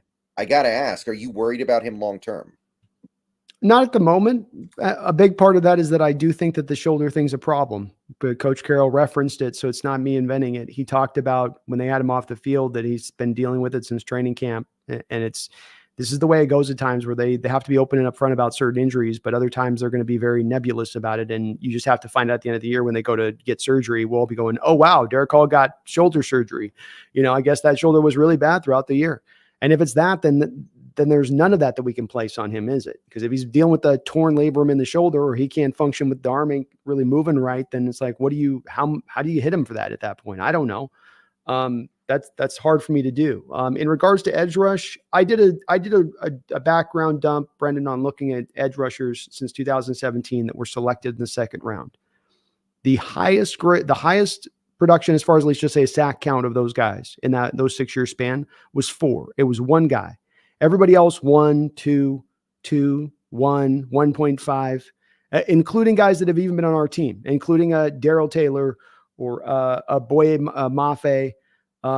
These are in the same category through this time period drafted. Frank Clark, second round or third round? Frank Clark was second round, but he was 2016. But he was also Okay. He was 3 sacks, I think, Yeah. his first year as well. So my thinking with that is, I could be wrong on this, but my thinking with that and looking at that data and being that across the board, it's about 16 players. That edge rush is a rush that you can get the freakazoids in round 1, right? That have got those, they can give you the instant impact Nick Bosa types or the Micah Parsons types. But if you're going into the second round, you're going to have to get more of the guy who's going to have to be this a little bit not self-made, but he's going to have a little bit more working on his bag, on his tool kilt to get himself to that place where he's good to go. Mafe had a couple of sacks last year. I don't think that he was showing us necessarily the pass rush ability he showed this year. Mafe also showed a lot more of the run defense game than Hall has, but this makes me think that we've got to definitely be more patient with Hall. And to your greater question to the thing, I think it depends on the position. If it's a running back and he's coming out of college, he should be able to hit the ground running. I shouldn't have to wait 3 years to figure out where he's at. With the receiver position at times, I think you should kind of know what you got in that pretty quickly. Yeah, give him a year. I don't know if you need 3 years to the wide receiver position. Other positions, you're right, though. A quarterback, maybe offensive lineman, edge. But I think different positions you give different timetables to because of how hard or how simplistic they are in order to play. I got to tell you, though, unless Derek Hall is completely wiped out by this injury, like he literally can't do anything, there's no way he would give you worse than what Frank Clark is giving you. There's just no way. Like, Frank Clark is so close to the bottom of the barrel that there's no more below the barrel that you can get to wherever Derek Hall is. So it's very weird to me that he can't get playing time over Frank Clark. It feels like Carroll is so obsessed with trying to get this team into the playoffs that he really wants to play veterans. He doesn't want to play these rookies, even though it would benefit them long-term, maybe. Like, that's why Hall doesn't play, and that's why McIntosh doesn't play on offense. Makes sense. I mean, it very well could be that. It makes a lot of sense that he's going that way. It's also the thing that we're learning that gets to be frustrating, and I hate to hammer it, but it's the team will see things that work well offensively and defensively, or not working well offensively or defensively, and they don't take that into any account. They just act like it's going to suddenly self-correct itself. And we could very early on see Frank Clark was not going to be able to bring anything anymore. He looks 20 pounds lighter than he was when he was last year. He is not providing any kind of close to hurry pressures, nothing in the run game. Darrell Taylor, very much the same way, but they trot these guys out there as though, they're going to suddenly magically turn on. And it's a problem with this team for years that they've done this, where they just keep waiting for a guy to go who's not going to pop. It's not happening, and I don't know why they do it, man. I don't, but it's the counterintuitive nature of how some of the things are kind of set up right now, unfortunately. Yeah, I think Carroll plays them because in his mind, it's like they're veterans. I can trust them. I can't trust McIntosh. I can't trust Hall because they're rookies. Yeah, I guess I can get that a little bit, but then, you're saying you trust them, but you trust them to do what? Trust them to bring pressure, trust them to tackle, trust them to play the run, trust them to not get fooled, I guess, is what you're thinking with that, is that they won't get misdirected. But all that other stuff they are allowing. They are being net negatives in the run game and as pass rushers and all that other stuff. So what is that? It's like that stuff that we get to that gets really like to the subtlety stuff of things where you're not really speaking to a specific of what they're bringing. It's like this intangible that we can't really quantify in the football field. It exists, it's like, well, trust us, it exists, it's there, but you don't really see how it exactly shows up. And I can get down to the intricate details where it's like, does he set the edge in the run game? No. How are his run game instincts right now? Sucks. You go down the line to the little finer details on it, and it never quite gets good there. Both with Frank and Derek, they're both in the same boat for me as far as watching his players. Daryl's trying a little bit harder this year from an effort standpoint than he has in the past, but he just doesn't have the sand in the pants to root down at the point of attack, and he doesn't have the instincts or awareness in space to be able to find the running back during the play. And it's a 1-2 punch of not working. And it makes our defense at times just Swiss cheese. Yeah, ever since, remember Marquise Blair? Remember the stuff that happened with him where it seemed like Pete Carroll would rather take a bath in battery acid than actually play him. He did whatever it took to keep him off the field. And I theorized at the time, I said, Pete Carroll would rather play a player that he knows is going to be like a D+ than a player who could be good but might also be like an F-. So it's certainly possible, and it would make a lot of sense for why some of these decisions are done like they are with certain guys who keep getting trotted out. And it's like, yeah, but why? Why are you doing what's this guy? I mean, in Taylor's case, is like, is it because he's just a second round pick? And but it's going to be what it is now and in the future of the season. No matter whether or not this team offensively continues to find its footing or the defense can find some places they do well. Both in Clark and Taylor's case, they're not getting better as players. There will not be an improvement point for either of these guys. They're going to be places that opposition is going to attack on a weekly basis. And if you want to look no further, when you watch the Niners ground game this upcoming week and you see McCaffrey go for a 20-yard play, go check who the defensive is to the play side that they're going to. And I almost guarantee it ain't going to be Mafe. You'll be looking at it. It'll be one of Taylor or Frank Clark. And that's just, they know it. And Shanahan knows it. All these guys know it, that they can go at it right now with this defense. That's how bad it is to have, but it's one thing to have just one guy. If you got a Taylor like last year, that's your rotational pass rusher, and then you can limit his rundowns, that's one thing. But when you can't limit the rundowns because you got two of them, and you're trying to take a defensive tackle to try to take some of that offloading, he's only gonna be able to do so much of that. That's where you end up. Andrex A, thank you for the $1.99. Building my parlay, would you take the San Francisco money line or take the points? San Fran's kind of due for a little bit of a letdown game after what they did to Philly, right? Well, and they might be very much. This wouldn't be a game I'd like to take, Adrian X, because like Brendan's saying, this is a game where it's been a long season. Niners have been riding high recently with some really nice wins. They got all their guys back. They're feeling good. They come back into this Seahawks game and they're looking at the Hawks and the tape on the Hawks, and they know they've beaten them now 4 straight times and beaten them pretty easily 4 straight times. Do they let up a little bit? Do they drop their guard a hair? That's all it can kind of take. That's why I wouldn't like this game necessarily, even on the surface of it. It's one of those things with betting where it's like the obvious bets like this on the front are always the ones that'll, usually bite you in the butt, because you get that let down by the Niners where they just have a game where they decide to not turn it on, and sleepwalk your opponents. And meanwhile, the Hawks are desperate as hell. They got that cornered animal thing going on, and it's two different energies. I think you would feel pretty good about the San Francisco money line. I would stay away from the points, though. I don't have a ton of confidence that we're going to do what we need to do to win, but I do wonder if San Fran's just going to go through the motions and win by 7 points or something and just say, well, we proved ourselves last week. It's cool. Yeah, one of those games where they feel like they have it the whole way, but they're just going to keep it kind of safe and cards close. Yeah, I'm with that. Kind of like what the Huskies did the entire second half of the season. They just won every there we game, go. One score. They're keeping it all hidden for the championship game, Brendan. They got a whole bunch of playbook right now that we've never seen that's coming out for the championship. Andrex A, thank you for the $1.99 again. Would y'all consider taking Niner game off? Rest. Yeah, that's not really how it works, though.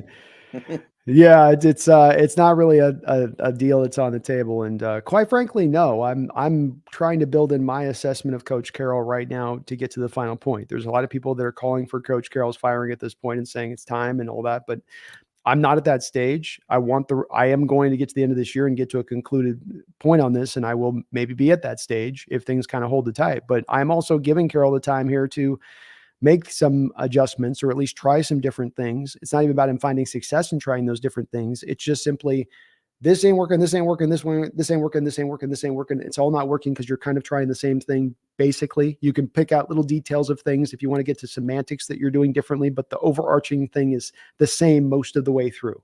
Try some different stuff. Lean into what you do well. And if you were to show me that would give me a little bit more emboldened faith for going forward into the future of the Hawks beyond this year, versus going through the rest of this year through the same kind of going through the motions of the same stuff they've been doing that hasn't worked, which won't work going through the rest of this year. And that would allow me to get to the assessment. So one less game is not what I want. I want one more game to make the assessment on that. Right. I agree. I mean, you can't really take a game off anyway, and tanking is not a real thing at this point in the season. Like, even the Miami Dolphins that were famously getting paid to tank still won a bunch of games at the end of the year. So that it's not a realistic possibility anyway. Yeah, I just think 10. I'm an anti-tank guy as it is anyway, just on general terms. So even on this thing where you're still in it, you still got a fighting chance. There are adjustments to be had in this offense and defense to find some more success. It doesn't mean I got the end all be all fix for everything, but that I think that there's some advantages that we're not taking fully advantage of. Bronze Sausage, thank you for the $1.99. What are your opinions on Adams and Diggs? Go Hawks. So let's start with let's start with Diggs. Mm-hmm. He's going into the final year of his deal after this year. The Seattle Seahawks, I think, in the case of both of these two guys, are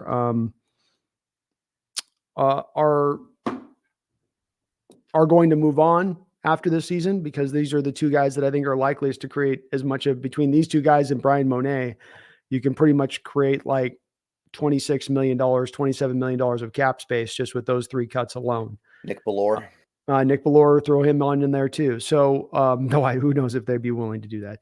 With Quandre Diggs, I think he's played better than Adams overall. I still don't think that he's playing where I feel comfortable making him a top 10 paid safety next year. And the Seahawks did the grand experiment of investing in these safeties over the past couple of years when the rest of the NFL has leaned away from it. It's a little bit akin to paying two running backs prime market money at the same time. You went really extreme in this direction. You tried to zig when everyone else is zagging, and it got you electrocuted on the fence. So now let's dial it back. It's no longer working. In Diggs's case, you can save the money, move off of him, take Kobe Bryant, move him to free safety, have him battle it out with Jarek Reed, maybe draft a guy somewhere in this draft. There's some pretty good safeties to take a look at in this draft, even maybe a little later on, third, fourth round. In Jamal Adams' case, again, even more extreme, I think the argument here. He's a top 5 paid safety. He's not giving you that. You're not setting him on the blitz, Brendan. We're currently right now blitzing him at a rate that is below, let me say this again, below the rate that he was blitzed at with the Jets this year.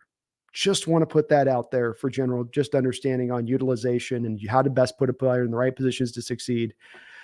You post June 1st him, $10 million dead money this year and the next, but ultimately you cumulatively save a ton of money. And those 3 big cuts alone, I think, save you a lot of space to go out there and make some moves happen. Yeah. I think Diggs does go. He doesn't really do anything anymore. I know people on Seahawks Twitter have been trying to defend him a lot lately, but I just don't see it. Like, he's not made any meaningful plays this year. All he really does is tackle, and he's not a good tackler. Like you notice him in some games, like, oh, he made a tackle 12 yards down the field. Yeah, but there's just nothing there. Adams, I do see the occasional play made. Like, occasionally you're like, oh, there's a splash play from Adams. There's something nice. But I feel like we should move on from Adams. I don't think we will. I just don't. They may not. I mean, it's we'll see what they do with it. They need to create space and we both acknowledge that. You're not sitting on $7 million, and Diggs alone is not going to get it done. And yeah, Monet can do it, and maybe Disley. But again, with Disley, you're already losing 2 tight ends. Does he really that whole thing that people glom onto with Disley being the guy you're going to cut?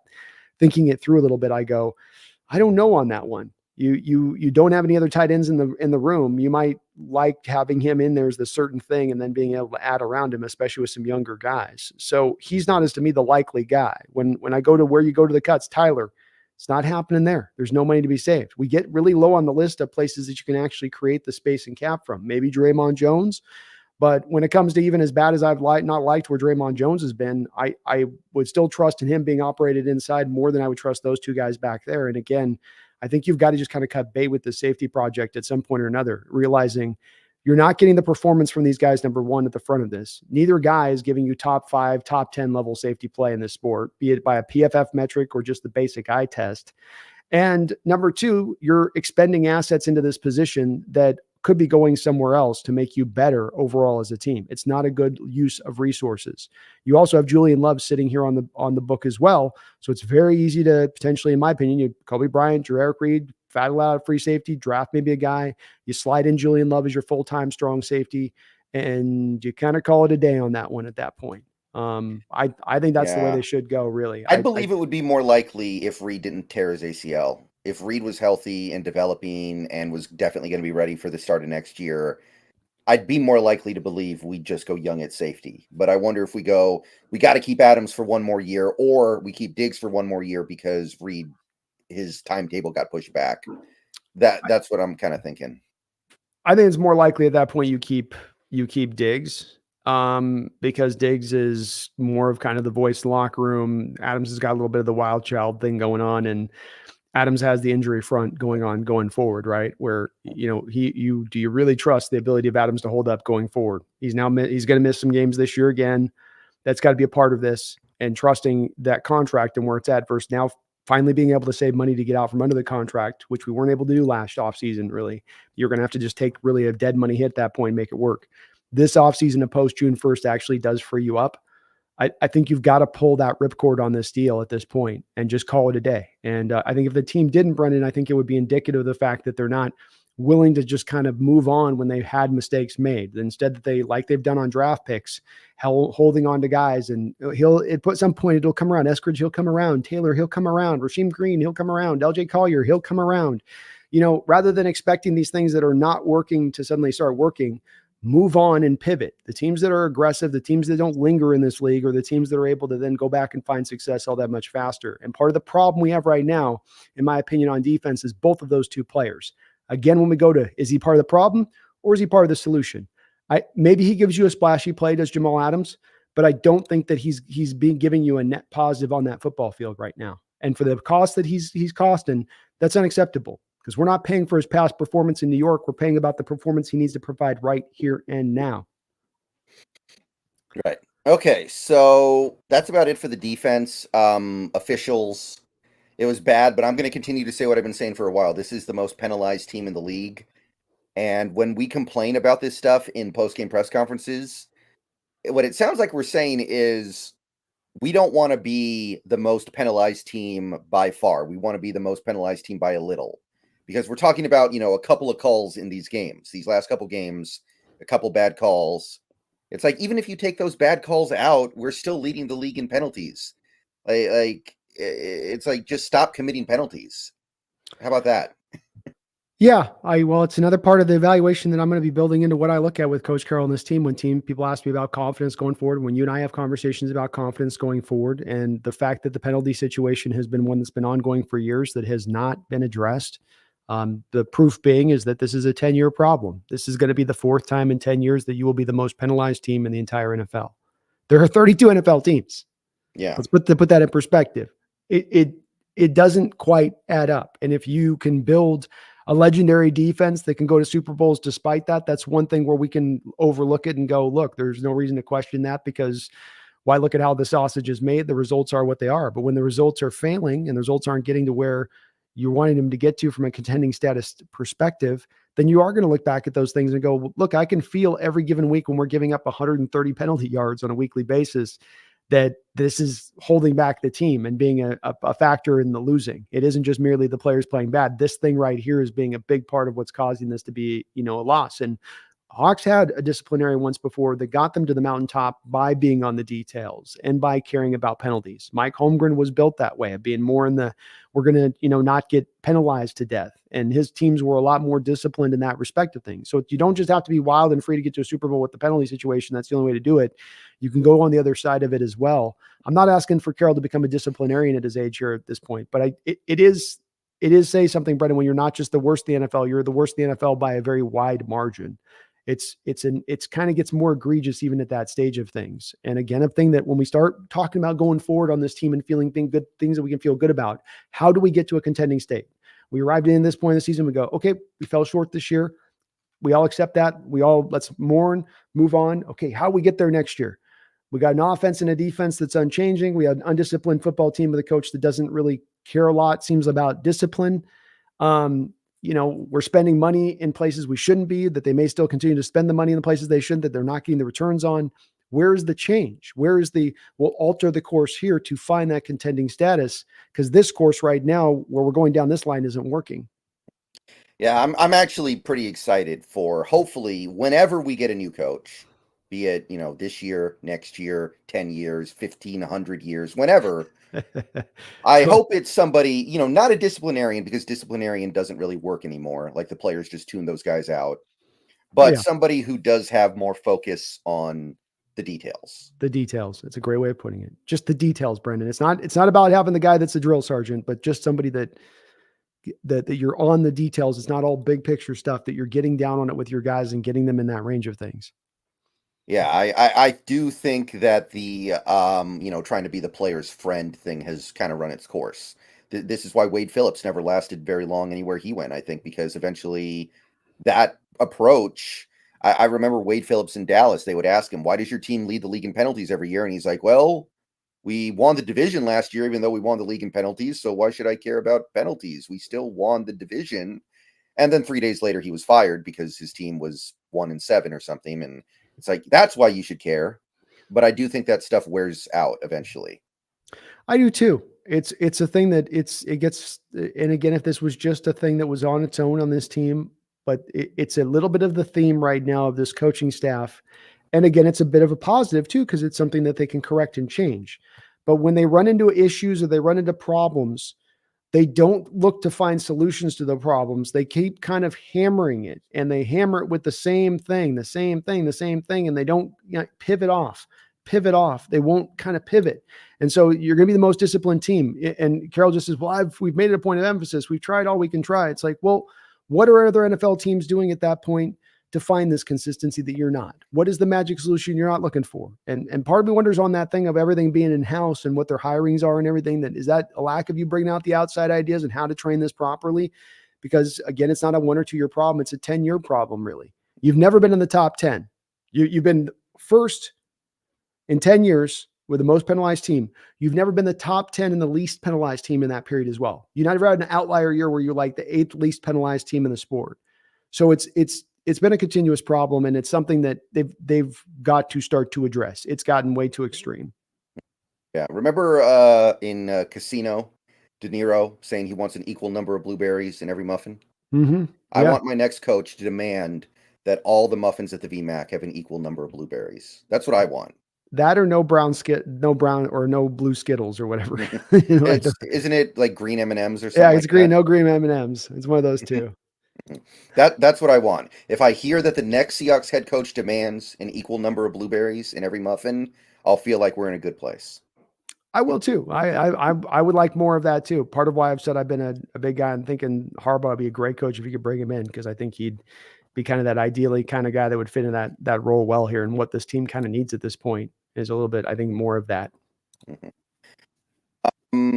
Special teams, there's not really any much to say. I mean, Jason Myers is still dead to me, but that you can't be more dead to me than dead. Like, you can't be deader than dead. So that nothing changed. Dixon got to take the day off, and that's really all there is to say about special teams, right? Yeah. Again, the Myers deal not looking great, and make you, again, head-scratching deal. And when you signed it at the time and where we stand now with it, just another one of the ones you could kind of see coming. Yeah, it should have been a contract that only paid him every other year, I guess, because that's that would have worked. Good news is next year he'll be great. So that's the good part about this. Mm-hmm. All right. A few more donos to get through here. Corey Olson, thank you for the $5. Problem with me is we save all this money just to spend it on bottom barrel players to get depth instead of bringing in a big name or two.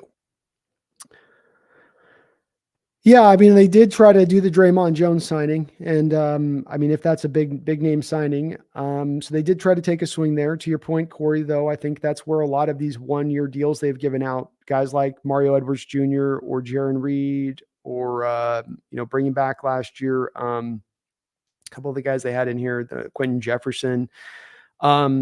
They tend to seem to like they're trying to find guys that they can find in like a low value point who might have that magical year in them there where they have that like career best year, but they're paying like pennies on the dollar for it. And Edwards Jr. being a good case where it's former like second round picks, got some true talent, never able to fully really tap into it, maybe coming off one of his stronger years.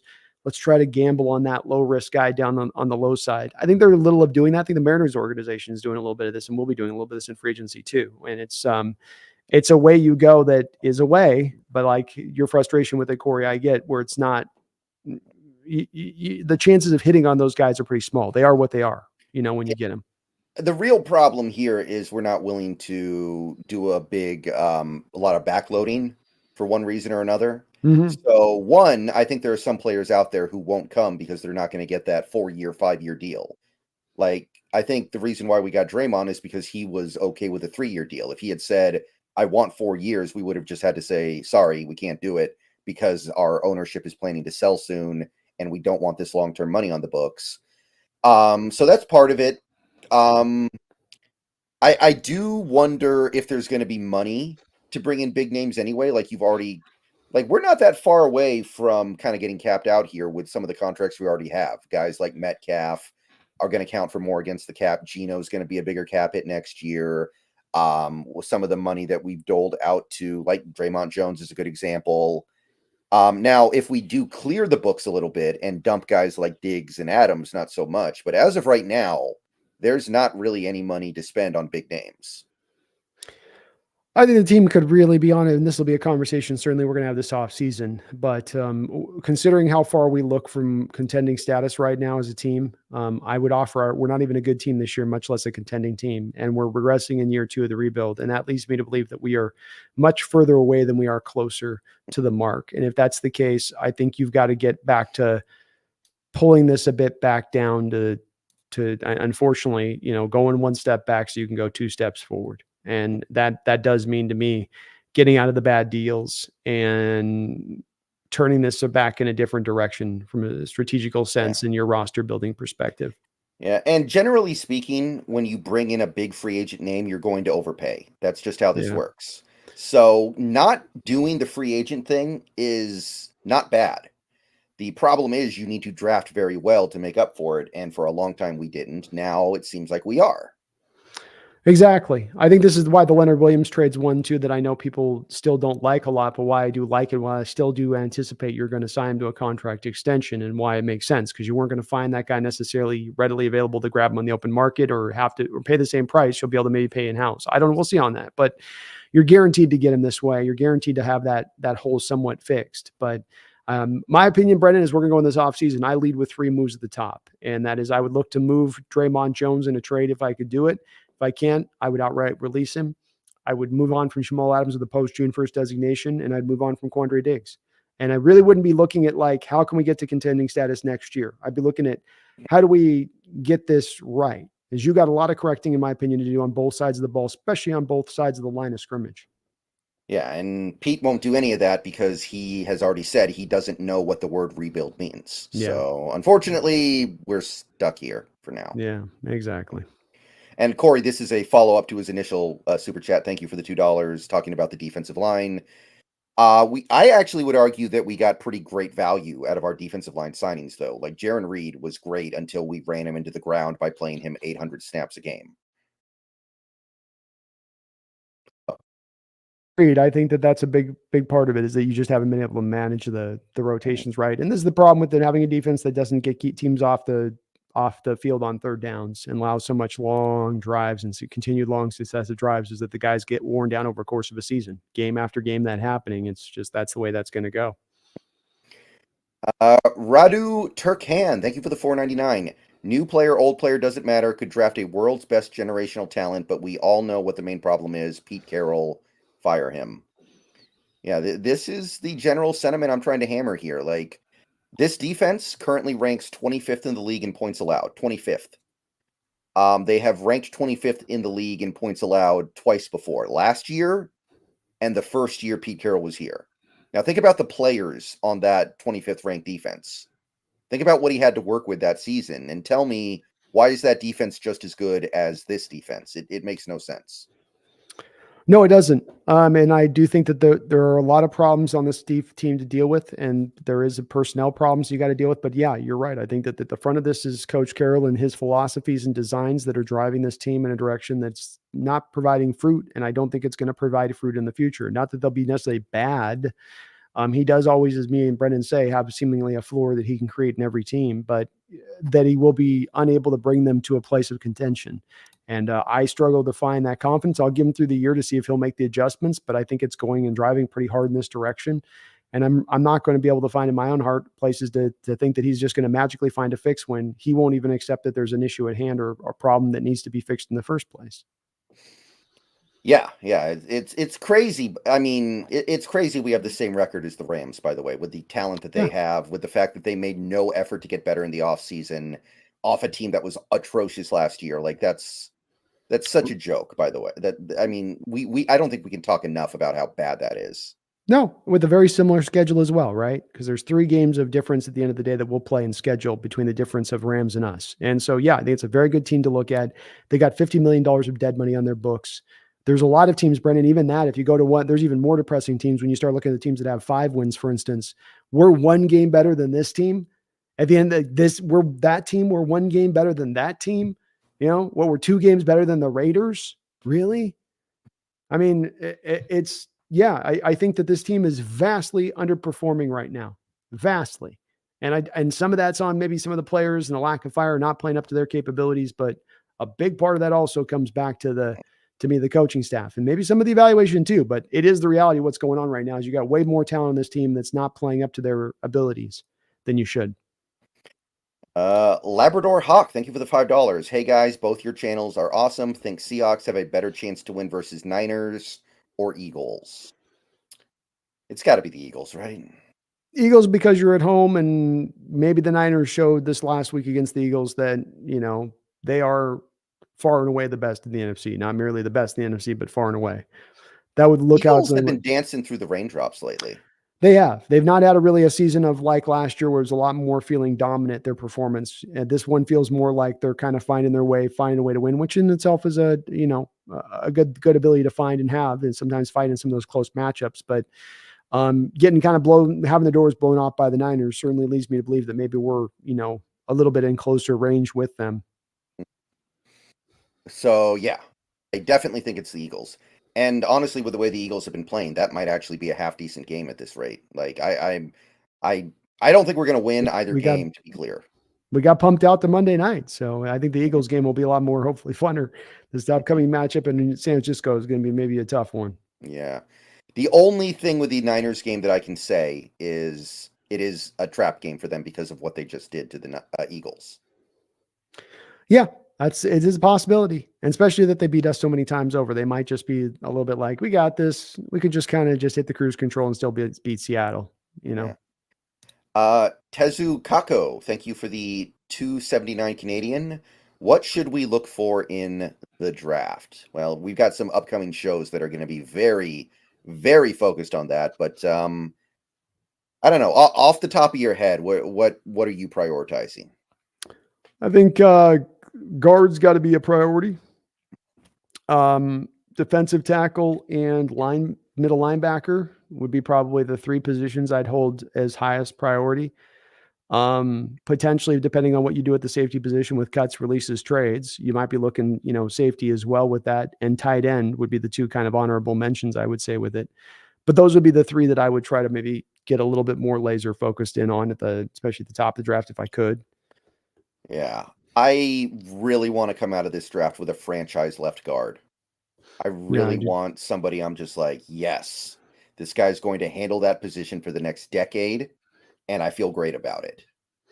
I would too. It's been a long problematic position for us, and we haven't had an answer there in quite a bit of time. So getting somebody in there and getting some good quality and putting them next to Cross and starting to build up a nice little left side there would be really, really advantageous. So that I would put it as the highest priority, getting the guard first, followed by defensive tackle, followed by middle linebacker.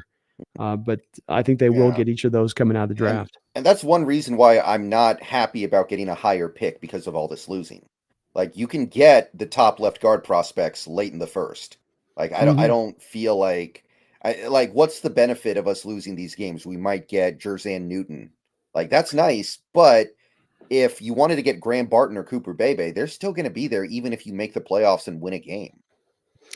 Yeah, I mean, maybe there's the upside is if you do lose out and you're at like 11 or 10, that then you can trade back to 23 and pick back up that second round pick that you lost. Yeah, if we lose out, it is possible we get as high as like 7, I think. That's like feasible. That's like the best case scenario that's reasonable. It's possible with it. You never know with this team on that. So yeah, but again, like I'm not taking Graham Barton at 7, so if that ends up costing me the left guard, then I'm still not thrilled about it. I'll be pretty thrilled about getting Jerzan Newton because he's such a monster, but I'm still going to be like, okay, we're still not addressing this obvious problem, and we have no way to address it for another year. that's where I come down to you make those cuts that you have to make out of necessity to clear the cap space. And then in creating those cuts, you drive an onus to John Schneider to want to then get more picks because there's not a lot of cap space to make the additions that you need to then fill those spots out on the open market. The whole point is that you don't have money in the first place, and you got to kind of fill those positions where you can in other places. So that's where I would come down to if you are in a high first round, you move back, you pick up that extra second, or you pick up an extra third, you're at then the 22, 23 range. And like you say, a Graham Barton or Cooper Bebe at that point becomes more in line with where you can get them at. And you pick up that extra pick. I think you would do that rather than just taking the native guy there, unless they really do fall in love with a guy, which if they were at 7, 8, 9, I don't know if they necessarily would.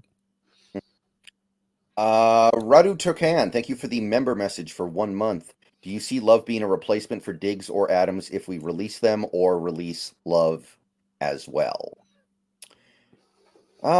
This is an interesting one. This one I struggle with.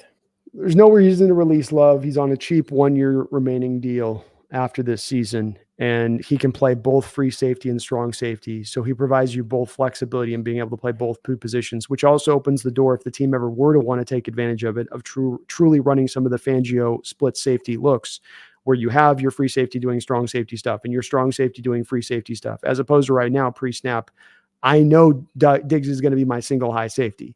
I know Adams is coming down in the box. So you could definitely then maybe pair Love up with a guy that has a similar skill set at that point and be able to have them operate with a little bit of difference in that coverage looks. First, how you do it now. But Love's really cheap next year, and I just think that you know what you're getting with him. I will say you save a lot of money if you release him because most of his money is not guaranteed. And while everything you say is true, he hasn't been very good here. So it wouldn't shock me if we moved on, but I'm not pounding the table for that. And I'm not pounding the table necessarily to keep him if there's a better option. And look, I mean, I want to see them turn off of we're spending a lot of money at the safety position, but there is a bit of he's been here now a year. He knows the program. If Carroll still remains here, some of that to me factors in a bit with this. And there's been some moments I've liked what I've seen from him in coverage at times too. I'll give you that he hasn't necessarily been great, but you're not paying him an exceptional amount of money either. He's not on the same kind of contractual deal per year basis of what you're paying to Diggs and Adams. In Adams' case, you're paying 4 times the money for him versus what you're going to be paying to Julian Love. So I think there's maybe a value to holding him at that point, but again, he can play even slot if you need to him in a pinch. But if they moved on, I wouldn't be cursing. I just want to see them not dump $50 million into the position on a yearly basis. When the rest of the league's probably spending what, Brendan? 12 million, 13 million collectively probably to the position. Yeah, it's bad. It's really bad.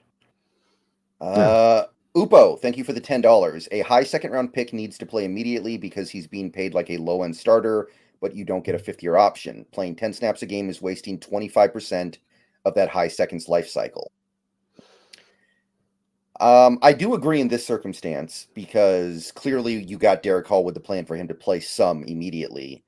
And the fact that you're activating him for these games does tell me that you want him to be able to play, and then you just don't play him. I do think there are some circumstances where you can take a player in the high second round and then go, well, we're going to put you on ice for a year. Like a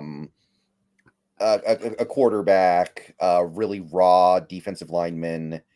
I could see it.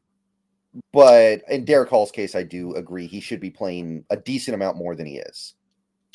Yeah, if he's healthy, Upo, he should be playing more. No doubt about it. Second round pick. There's no just saying, well, you got to give these guys a year to get through. I mean, Boye Mafe, I could go through this last year, Mafe and his growing pains, but he was playing and he was out there going through it. And if Taylor and Frank Clark on the other end of this were providing some high level quotient of play that you didn't want to have the drop off by going to Hall in a rookie year, then that would be something.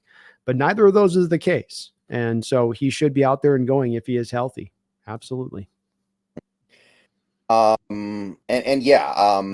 asset of having a player on a rookie deal is, I think, I still think it's underrated at this point. Fans don't understand how valuable it is to have good players on rookie deals. So you got to strike when that's the case. You do indeed. That's when you need to maximize it. So hopefully, if I can't bring it this year, I'll come back next year with something. Radu Turkan, thank you for the 4.99. WTF has Ballore done for this team? This isn't a party. This is the NFL. Is it me or a winning coach doesn't do this crap? Save money and more depth. Team falls in love with its guys. It's another, just kind of feels like I just got in a point of failing after failing after failing after failing after failing. As you keep recycling back through here, when you have free agent markets and bringing this guy back and bringing that guy back, and Ballore's case, paying the money you did with him, which made no sense at the time at all for a 34-year-old player, but then even made less sense when you came to understand the NFL was adjusting the rule book on kick returns. There's just sort of favored guys on this team, I guess. And I'm kind of at the wit's end with the culture, locker room guy, bop, bop, bop, bop. This stuff to me, and even Coach Carroll's culture or any of this stuff, it doesn't have a lot of value to me when it's not really bringing a disciplined football team that goes out and can be a contending team for a 10-year period. I mean, what good is the culture when that is what that merits out? And maybe the players feel warm and fuzzy about going in every day to the building and trying to get better, but I don't know if it's bringing out the best product on the field. And, the same thing true with the Ballore signing that, like you've mentioned before, and I agree, is probably very much a culture locker room kind of deal, but he's not here for Sunday. He's here for Monday through Saturday. Yeah, and my problem with the whole thing is like I don't understand the signings for culture and Kemet, like what we signing guys for mascot because they're a colorful personality in the locker room. Like you gave him a good chunk of change money to make that happen for a guy that was barely going to play. It's just a lot of moves with this team that they make that are just they're wild and don't make a lot of sense. Again, I think it is the Udonis Haslem situation, but the Heat always win. So they clearly have something there that works. They're always deep in the playoffs, always dancing with the finals, always either making it or almost making it, and we don't. So it's like, okay, what's your culture worth compared to the Miami Heat's culture? Well, even Adonis Haslam, though, at least that guy comes out off the bench and he's going to set screens, rebound, and play defense. And you can't rely on him to score a lick, but he gives you that on that end of the court every offensive possession for the other team when he's on the field. When he's going like this, we're not getting the same kind of impact on Ballore here. And you look through the signings the offseason, Jason Myers, when you could look at that signing and you could go, okay, look, the guy's not consistently great. You're paying him like he's consistently great. You're going to pay Nick Ballore to be the highest paid, special teamer out there. You remember with those two deals alone, remember, Brendan, they ate 25% of the chunk of their cap up with those two signings alone in the offseason. It took a pretty massive chunk out for what you could do through the rest of the offseason. And it wasn't no little mark, and not good signings in retrospect. Yeah. I would say though that by the end, Haslam only played in 10 games a season. Like he was a player coach, and they felt like they still got value out of him because he wasn't making that much money, and they felt like it was worth it. But with Ballore, I'm not seeing it. It's right. Like they put him on the field as a linebacker at the goal line a couple times this year, but I think you could have put John Radigan out there in those situations and not really miss anything, right? Yeah, I agree. I just don't think there's any value there for what you're spending on. And we've got to get less contracts on the books where we're looking at the players going, man, we're not getting the value of that contract. Man, we're not getting the value of that contract. That's how we lead to a team that's not contending, paying guys that aren't worth it. John, thank you for the 4.99. Would it be totally crazy to try Kobe Bryant and Jarek Reed at safety next year? I don't see anything crazy in this statement. There's nothing crazy in it. I don't think that you have to ride or die with them as that's your front guys. And then you just get sort of 6th and 7th rounders and stack behind them. I think you get them some competition, but you lead with those two guys having a good, honest try. You let competition be king.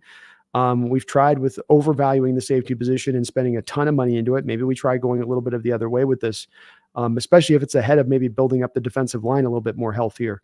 But I think those guys would both be in line to be in the mix. I don't know if you just earmark them to start, but they would certainly be in the competition for it. Yeah, there's got to be some way to use Kobe Bryant effectively. Like he gets back from the injury, we put him in on special teams against the Niners, and the first things he does is he forces a fumble. He punches the ball out, Peanut Tillman style. Like we got to find a way to use that. Like that is such a skill that he has. He could be the best fumble forcer in the NFL. He forced 4 his rookie year and 2 that were taken away by the refs, and now he's already forced 1 this year despite barely playing. Yeah, I would love to see him out there on the field. I don't know if safety is going to be the best position for him. That's the other thing with it. They're trying him there, and I don't know what we have from him out there. So that's the only problem there is you might get the Peanut Tillman, but I don't know if he can do the rest of the stuff you need at safety. And, outside corner may be the best spot for him at the end of the day. Okay, I think that pretty much wraps everything up. We talked about everything in the game, and we addressed everything that people want to talk about, I think. So I think we're going to go and call it there. I think we're going to call that a job well done, unlike the Seahawks on Thursday night.